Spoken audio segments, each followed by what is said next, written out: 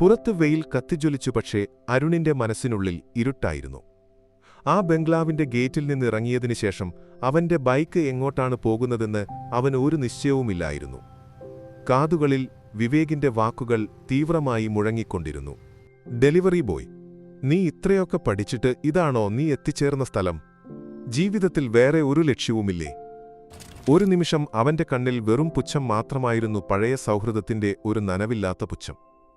അരുൺ ഇരു കൈകളും കൊണ്ട് ഹെൽമറ്റ് മുറുകെ പിടിച്ചു. അവനറിയാതെ കണ്ണുകളിൽ നിന്ന് ഒരു തുള്ളി കണ്ണീർ കവിളിലൂടെ ഒലിച്ചിറങ്ങി.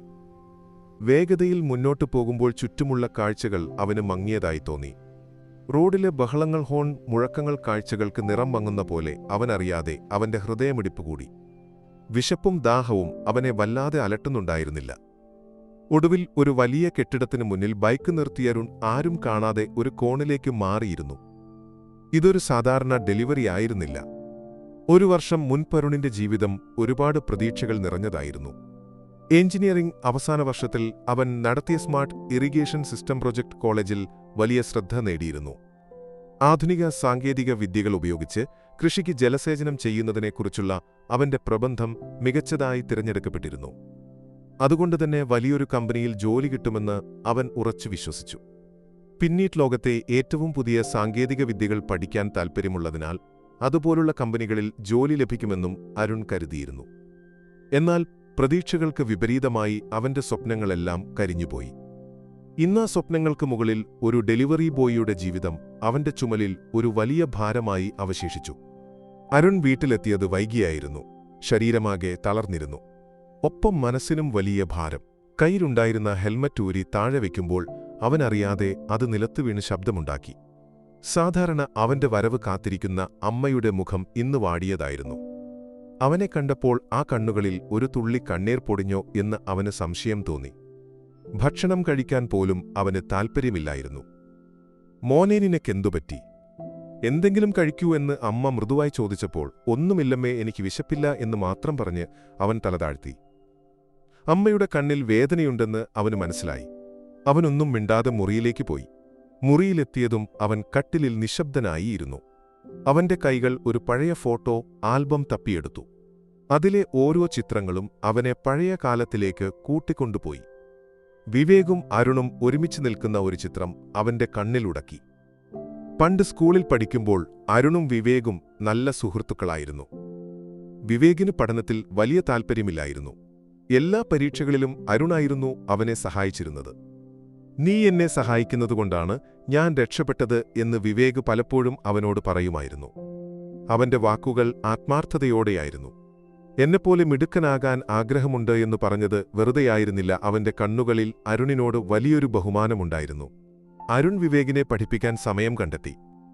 കണക്കൊരു ഭീകരജീവിയായി കണ്ടിരുന്ന വിവേകിനെ അവൻ എളുപ്പവഴികൾ പഠിപ്പിച്ചു. പരീക്ഷയിൽ നമ്മൾ ഒരുമിച്ച് വിജയിക്കുമെന്ന് പറഞ്ഞപ്പോൾ വിവേക് അവനെ കെട്ടിപ്പിടിച്ച് നന്ദി പറഞ്ഞത് അരുൺ വേദനയോടെ ഓർത്തു. ആ സൗഹൃദം എത്രമാത്രം ആത്മാർത്ഥമായിരുന്നു! ഇന്നാ സൗഹൃദത്തിന്റെ ഒരു നനവുപോലും അവന്റെ കണ്ണിലില്ലായിരുന്നു. താൻ കഠിനാധ്വാനം ചെയ്ത് നേടിയ അറിവൊരു തുണയുമില്ലാതെ പോയപ്പോൾ പഠിക്കാൻ താൽപ്പര്യമില്ലായിരുന്ന വിവേക് വലിയൊരു ബിസിനസ്സുകാരനായി മാറിയിരിക്കുന്നു. ആ രാത്രിയിൽ അവന്റെ എല്ലാ പ്രതീക്ഷകളും ഒരു നിമിഷം കൊണ്ടില്ലാതായി. അരുൺ രാത്രി വൈകിയും ഉറങ്ങാതെ കിടന്നു. ജനലിലൂടെ പുറത്തേക്ക് നോക്കി അവൻ ചിന്തിച്ചു, എപ്പോഴാണ് എല്ലാം മാറിയത്? എപ്പോഴാണ് താനൊരു ഡെലിവറി ബോയ് ആയതും വിവേക് ഒരു ബിസിനസ്സുകാരനായതും? അവന്റെ മനസ്സിൽ വിവേകുമായുള്ള ഓരോ നിമിഷവും തെളിഞ്ഞുവന്നു. 10ാം ക്ലാസ് പരീക്ഷയ്ക്ക് ഒരു ദിവസം മുൻപ് വിവേക് അരുണിന്റെ വീട്ടിൽ വന്ന് പഠിക്കാൻ സഹായിക്കണമെന്ന് പറഞ്ഞത് അവൻ ഓർത്തു. അന്ന് അവർ ഒരുമിച്ച് രാത്രി വൈകുവോളം ഇരുന്ന് പഠിച്ചതും ഓരോ കണക്കുകളും അവന് പറഞ്ഞുകൊടുത്ത് പഠിപ്പിച്ചതും അത് കാരണമാണ് അവൻ ആ പരീക്ഷയിൽ വിജയിച്ചതും അവൻ ഓർത്തു. അന്ന് വിവേക് അവനോട് നന്ദി പറഞ്ഞിരുന്നു. അതുമാത്രമല്ല, കോളേജിൽ അരുൺ ഒരു റോബോട്ടിക്സ് മത്സരം വിജയിച്ചപ്പോൾ വിവേക് അവനെ കളിയാക്കി വെറും കുട്ടിക്കളിയെന്നു പറഞ്ഞ് പരിഹസിച്ചിരുന്നു. പഠിച്ചാൽ ഒരുപയോഗവുമില്ലാത്ത കാര്യങ്ങളാണ് നീ പഠിക്കുന്നത് എന്ന് വിവേക് അന്ന് പറഞ്ഞതും അരുൺ ഓർത്തു. ഈ ഓർമ്മകളെല്ലാം അവന്റെ ഹൃദയത്തിൽ ഒരു വേദനയായി അവശേഷിച്ചു. ഓരോ തവണയും വിവേക് അവനെ പരിഹസിക്കുമ്പോൾ അവന്റെ മനസ്സിൽ പഴയ നല്ല ഓർമ്മകൾ ഒരു പാഠപുസ്തകം പോലെ തുറക്കുന്നുണ്ടായിരുന്നു. അരുൺ കോളേജിൽ പഠിക്കുന്ന സമയത്ത് സാമ്പത്തിക പ്രതിസന്ധികൾ കാരണം വിവേക് പഠനം നിർത്തിയിരുന്നു. എന്റെ അച്ഛൻ ഒരു ബിസിനസ് തുടങ്ങാൻ പോകുന്നു, എനിക്കത് സഹായിക്കണം എന്ന് വിവേക് അന്ന് പറഞ്ഞതും അരുൺ ഓർത്തു. അന്ന് അരുൺ വിവേകിനെ പിന്തുണച്ചു. ഇന്ന് ആ ബിസിനസ്സിൽ വിവേക് വലിയൊരു വിജയിയായി മാറിയിരിക്കുന്നു. എന്നാൽ അരുണിന്റെ വിദ്യാഭ്യാസം ഒരു ജോലിക്കും അവനെ സഹായിച്ചില്ല. ഈ ഓർമ്മകൾ അരുണിനെ വല്ലാതെ അലട്ടി.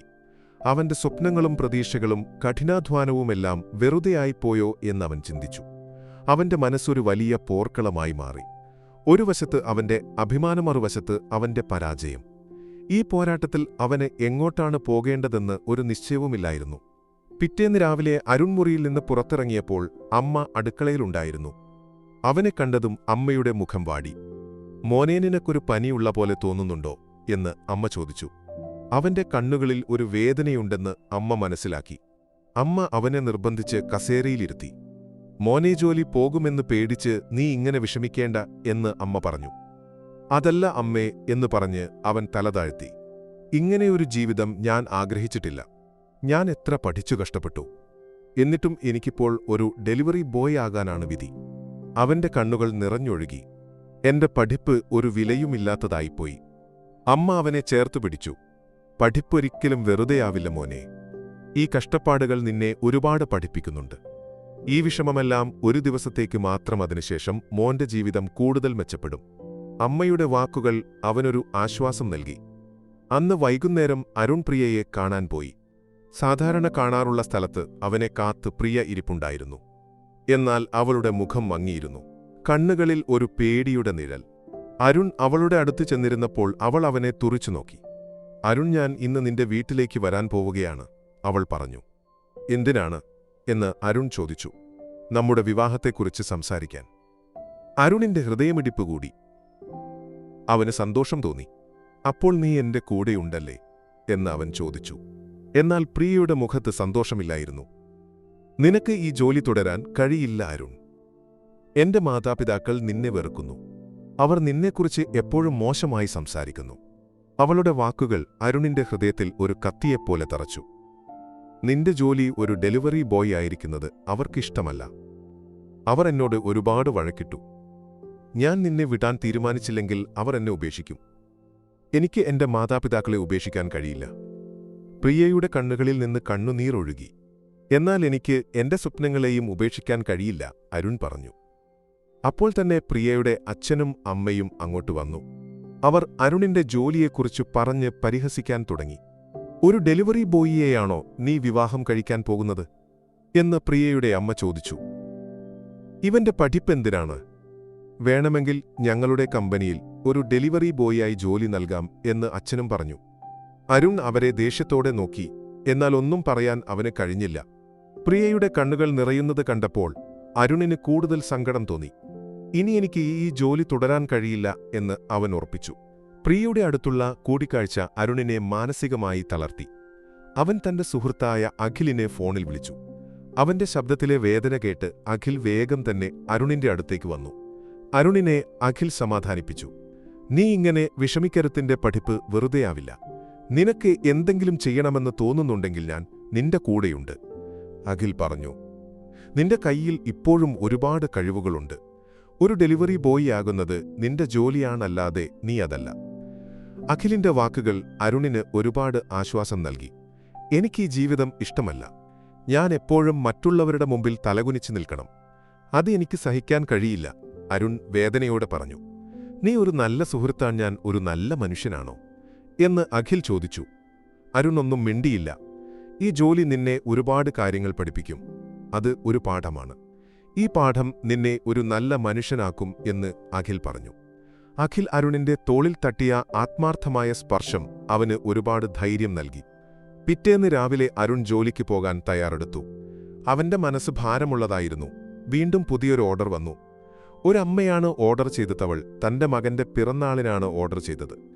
അരുൺ അവിടെ എത്തിയവൻ ആഹാരം കൊടുത്തപ്പോൾ ആ അമ്മ അവനെ പരിഹസിച്ചു. "നിനക്ക് വേറെ ജോലിയൊന്നും കിട്ടിയില്ലേ?" എന്ന് അവൾ ചോദിച്ചു. "എന്റെ മകൻ എഞ്ചിനീയറാണ്," അവൾ പറഞ്ഞു.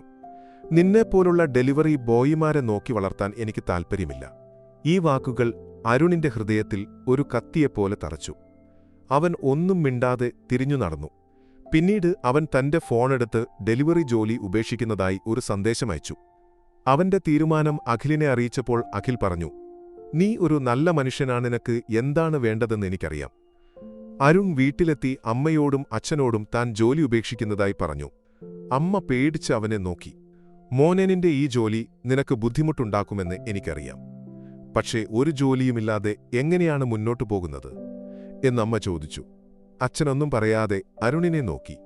എനിക്കിനി ഈ ജോലി തുടരാൻ കഴിയില്ല. ഞാൻ എന്റെ സ്വന്തം ബിസിനസ് തുടങ്ങാൻ പോകുന്നു, അരുൺ പറഞ്ഞു. എന്താണ് നിന്റെ പദ്ധതി എന്ന് അച്ഛൻ ചോദിച്ചു. ഞാനൊരു തട്ടുകട തുടങ്ങാൻ പോകുന്നു, അരുൺ പറഞ്ഞു. അച്ഛന്റെ കണ്ണിൽ സന്തോഷവും അഭിമാനവും ഉണ്ടായിരുന്നു. നീ നല്ലൊരു തീരുമാനമെടുത്തു. ഞാൻ നിന്റെ കൂടെയുണ്ട്, അച്ഛൻ പറഞ്ഞു. അമ്മയുടെ കണ്ണിൽ നിന്ന് സന്തോഷത്തുള്ള കണ്ണുനീരൊഴുകി. എനിക്കെന്റെ മോനെ വിശ്വാസമുണ്ട്, അമ്മ പറഞ്ഞു. ആ നിമിഷം അരുൺ ഒരു പുതിയ ലോകത്തേക്ക് കാലെടുത്തു വയ്ക്കുകയാണെന്ന് അവന് മനസ്സിലായി. അരുൺ തന്റെ മുറിയിലിരുന്ന് ഒരു പദ്ധതി തയ്യാറാക്കി. ഒരു ചെറിയ തട്ടുകട തുടങ്ങാനാണ് അവൻ തീരുമാനിച്ചത്. അതിന് എത്ര പണം വേണം, എവിടെയാണ് കട തുടങ്ങേണ്ടതെന്തു ഭക്ഷണമാണ്, വിൽക്കേണ്ടതെത്രയാണ് ഓരോ വിഭവത്തിന്റെയും വില എന്ന് അവൻ എഴുതിവെച്ചു. ഒരു തട്ടുകട തുടങ്ങാൻ ഏകദേശം 10,000 രൂപയോളം വേണ്ടിവരുമെന്ന് അവന് മനസ്സിലായി. അരുണിന്റെ കയ്യിലുണ്ടായിരുന്നത് വെറും 2,000 രൂപ മാത്രമായിരുന്നു. ബാക്കി പണം എങ്ങനെ കണ്ടെത്തുമെന്ന് അവൻ ചിന്തിച്ചു. അപ്പോഴാണ് അവൻ തന്റെ ബൈക്കിന്റെ കാര്യം ഓർക്കുന്നത്. അവൻ തന്റെ ബൈക്ക് വിൽക്കാൻ തീരുമാനിച്ചു. എന്റെ ഈ ബൈക്ക് ഒരുപാട് പേരെ സഹായിച്ചു. ഇപ്പോൾ ഈ ബൈക്ക് എന്നെ സഹായിക്കും, അവൻ സ്വയം ചിന്തിച്ചു. അരുൺ അവന്റെ ബൈക്കിനെ നോക്കി ഒരു പുഞ്ചിരി നൽകി. അരുൺ തന്റെ ബൈക്ക് വിൽക്കാൻ ഒരു പരസ്യം നൽകി.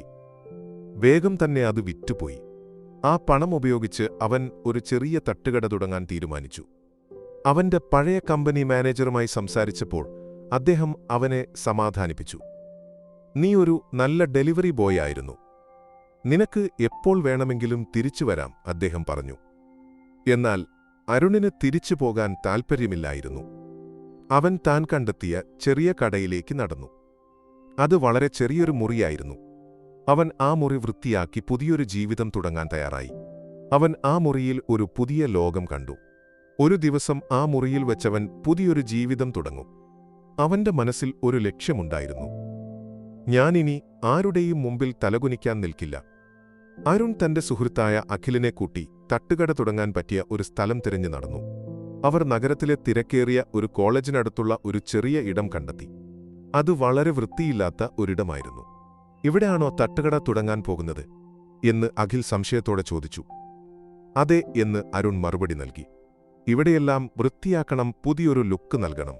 എഞ്ചിനീയറിംഗ് പഠനത്തിൽ താൻ നേടിയ അറിവ് തട്ടുകടയിൽ പ്രയോഗിക്കാൻ അരുൺ തീരുമാനിച്ചു. അടുക്കളയുടെ ലേഔട്ട്, സാധനങ്ങൾ വെക്കേണ്ട സ്ഥലമാളുകൾക്ക്, ഭക്ഷണം നൽകേണ്ട രീതി എന്നിവയെല്ലാം അവൻ കൃത്യമായി ആസൂത്രണം ചെയ്തു. നമ്മുടെ തട്ടുകട വൃത്തിയുടെ കാര്യത്തിൽ ഒന്നാമതായിരിക്കും എന്ന് അരുൺ അഖിലിനോട് പറഞ്ഞു. അഖിൽ അവനെ സഹായിക്കാനൊപ്പം കൂടി. അരുണിന്റെ തട്ടുകട തുറന്നു. ആദ്യ ദിവസത്തെ കച്ചവടം മോശമായിരുന്നു. അരുണിന്റെ തട്ടുകടയുടെ അടുത്തുള്ള മറ്റൊരു കടക്കാരൻ അരുണിനെ കളിയാക്കി സംസാരിച്ചു. നിനക്ക് വേറെ ജോലിയൊന്നും കിട്ടിയില്ലേ, അയാൾ ചോദിച്ചു. ഇവിടെയെല്ലാം എന്റെ ആളുകളാണിവിടെ, നിനക്ക് കച്ചവടം കിട്ടില്ല എന്ന് അയാൾ പറഞ്ഞു. അരുൺ അതൊന്നും ശ്രദ്ധിക്കാതെ അവന്റെ ജോലി തുടർന്നു. രണ്ടാം ദിവസവും കാര്യങ്ങൾ പഴയതുപോലെ തന്നെയായിരുന്നു. ആളുകൾ അരുണിന്റെ കടയെ സംശയത്തോടെ നോക്കി. ഒരു ദിവസം ഒരു കൂട്ടം കോളേജ് വിദ്യാർത്ഥികൾ അരുണിന്റെ കടയുടെ അടുത്തുവന്ന് കളിയാക്കാൻ തുടങ്ങി. നിന്റെ കടയിൽ എന്താണ് സ്പെഷ്യൽ എന്ന് അവർ ചോദിച്ചു. അരുൺ ഒന്നും പറയാതെ തലകുനിച്ചു. അപ്പോൾ അഖിൽ അവരുടെ അടുത്തേക്ക് വന്ന് അരുണിനെ സഹായിക്കാൻ ശ്രമിച്ചു. നമ്മുടെ കടയിലെ ചായ വളരെ സ്പെഷ്യലാണ് എന്ന് അഖിൽ പറഞ്ഞു. നിങ്ങൾ ഒരെണ്ണം കുടിച്ചു നോക്കൂ. എന്നാൽ അവർ കളിയാക്കിക്കൊണ്ട് ചിരിച്ച് മുന്നോട്ടു പോയി. വിവേകിന്റെ ജീവിതം പുറമേ നിന്ന് കാണുമ്പോൾ വളരെ വിജയകരമായിരുന്നു. എന്നാൽ അകത്ത് കാര്യങ്ങൾ അങ്ങനെയല്ലായിരുന്നു. ഒരു ദിവസം വിവേകിന്റെ കമ്പനിയിലെ ജീവനക്കാർ തമ്മിൽ സംസാരിക്കുന്നത് അരുണിന്റെ ശ്രദ്ധയിൽപ്പെട്ടു. വിവേക് തന്റെ സഹപ്രവർത്തകരെ വഞ്ചിച്ചതും ജീവനക്കാരുടെ ശമ്പളം വെട്ടിക്കുറച്ചതും അവർ സംസാരിക്കുന്നുണ്ടായിരുന്നു. വിവേക് ധനികനായത് തന്റെ കഴിവുകൊണ്ടല്ല, മറിച്ച് തന്റെ സുഹൃത്തുക്കളെ വഞ്ചിച്ചതുകൊണ്ടാണ് എന്ന് അരുണിന് മനസ്സിലാക്കാൻ കഴിഞ്ഞു. അരുണിന്റെ മനസ്സിൽ വിവേകിനോട് ദേഷ്യം തോന്നി. എന്നാൽ പിന്നീട് അരുൺ തന്റെ ദേഷ്യത്തെ നിയന്ത്രിച്ചു. എന്റെ വിജയം എന്റെ കഠിനാധ്വാനം കൊണ്ടായിരിക്കും എന്നവൻ ഉറപ്പിച്ചു. പ്രിയയും അരുണും തമ്മിലുള്ള ബന്ധത്തിൽ വിള്ളലുണ്ടായി. പ്രിയയുടെ മാതാപിതാക്കൾ അരുണിനെ തള്ളിപ്പറഞ്ഞു. ഒരു തട്ടുകടക്കാരനെയാണോ നീ വിവാഹം കഴിക്കാൻ പോകുന്നത് എന്ന് പ്രിയയുടെ അമ്മ ചോദിച്ചു. ഇവന്റെ ജീവിതത്തിൽ പുരോഗതിയില്ലാത്തതുകൊണ്ടാണ് ഇങ്ങനെ സംഭവിക്കുന്നത് എന്ന് അച്ഛനും പറഞ്ഞു. പ്രിയ അരുണിനെ പിന്തുണയ്ക്കാൻ ശ്രമിച്ചെങ്കിലും അവളുടെ മാതാപിതാക്കളെ നേരിട്ട് ചോദ്യം ചെയ്യാൻ അവൾക്ക് കഴിഞ്ഞില്ല. അവൾ അരുണിനെ ഫോണിൽ വിളിച്ച് കരഞ്ഞു. നമ്മൾ തമ്മിലുള്ള ബന്ധം വേണ്ടെന്നു വെച്ചാലോ എന്നവൾ ചോദിച്ചു. അരുൺ ഞെട്ടിപ്പോയി. എന്നാൽ അവൻ പ്രിയയുടെ മാനസികാവസ്ഥ മനസ്സിലാക്കി അവളെ സമാധാനിപ്പിച്ചു. നീ എന്നെ വിശ്വസിക്കണം, ഞാൻ നിനക്ക് വേണ്ടി എന്റെ ജീവിതം മാറ്റിയെടുക്കും, അവൻ പറഞ്ഞു. അരുണിന്റെ എഞ്ചിനീയറിംഗ് അറിവ് അവന്റെ തട്ടുകടയിൽ ഒരുപാട് മാറ്റങ്ങൾ വരുത്തി. അവനൊരു ചെറിയ വെബ്സൈറ്റ് ഉണ്ടാക്കി. ഓൺലൈനിൽ ഭക്ഷണം ഓർഡർ ചെയ്യാനുള്ള സൗകര്യം അവൻ ഒരുക്കി. അരുൺ തന്റെ കടയുടെ മുന്നിൽ ഒരു ചെറിയ ബോർഡ് വെച്ചു. അതിലിങ്ങനെ എഴുതിയിരുന്നു, സ്മാർട്ട് തട്ടുകട. ആളുകൾ അത് ശ്രദ്ധിച്ചു. ഒരു ദിവസം ഒരു കൂട്ടം കോളേജ് വിദ്യാർത്ഥികൾ അരുണിന്റെ കടയിൽ വന്നു. അവർ ഓൺലൈനിൽ ഓർഡർ ചെയ്തു. അരുൺ അവർക്ക് ചൂടുള്ള ചായയും ചെറിയ പലഹാരങ്ങളും ഉണ്ടാക്കിക്കൊടുത്തു. അവർക്ക് അത് ഒരുപാട് ഇഷ്ടപ്പെട്ടു. നിന്റെ കടയിലെ ചായ വളരെ രുചിയുള്ളതാണ് എന്നവർ പറഞ്ഞു.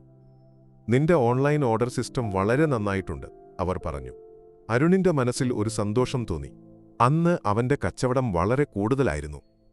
അരുൺ തന്റെ പുതിയ ജീവിതം കെട്ടിപ്പടുക്കാനുള്ള ആദ്യ ചുവടുവെച്ച് കഴിഞ്ഞിരുന്നു. ഒരു വർഷം കടന്നുപോയി.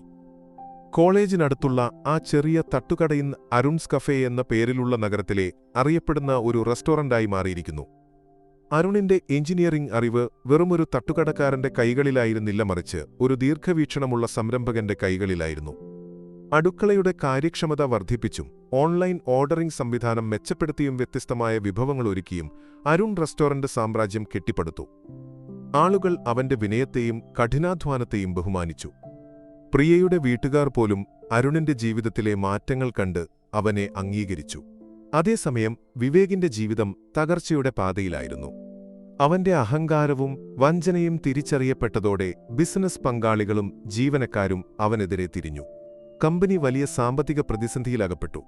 പലരും വിവേകിന്റെ കള്ളക്കളികൾ മനസ്സിലാക്കി അവനെതിരെ നിയമ നടപടികൾ ആരംഭിച്ചു.